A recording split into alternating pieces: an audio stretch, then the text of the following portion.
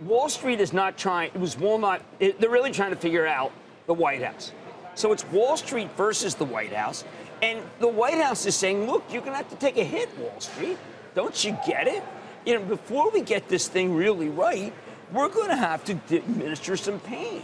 So I think the forecast, to quote the great Mr. T, calls for pain. Is pain. Yeah, calls for pain. Mr. T, by the way, he's not he's Jim, not the strategist at Morgan Stanley. What we discussed yesterday, of course, and we'll continue to discuss in the days ahead, is how long or when will we have some sort of resolution? The backdrop continues to be unclear. The Chinese don't exactly know what they're dealing with at this point. They certainly have their checklist of responses. They may want to be somewhat cooperative in certain ways, and then but there may be other things that they won't be. And we just don't know the answers. I wish you hadn't phrased it the way you did, because that is the biggest worry.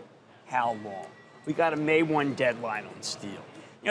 Who knows what Macron said, but do you really think the president wants to continue with a 10% tariff on our cars and a 2.5% tariff on theirs? So what happens if he changes something there? And then there's a tit for tat on the other side. So you've got global growth slowing, and you have stagflation. Now, these are things I'm saying that the narrative changed yesterday, really rather remarkably. And it changed, by the way, from it changed at like 10, 15. I mean, before the David, you and I were talking about, you asked me, what do you think of the open? I said, that's bad, just bad. I think it's bad. Remember you said, is it good or bad? I said, bad. What?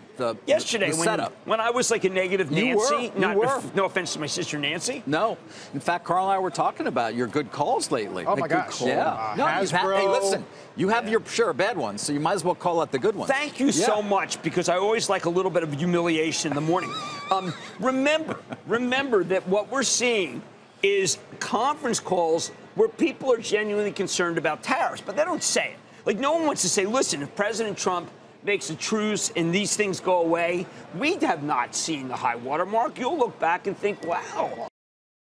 Hey there, thanks for checking out CNBC on YouTube. Be sure to subscribe to stay up to date on all of the day's biggest stories. You can also click on any of the videos around me to watch the latest from CNBC.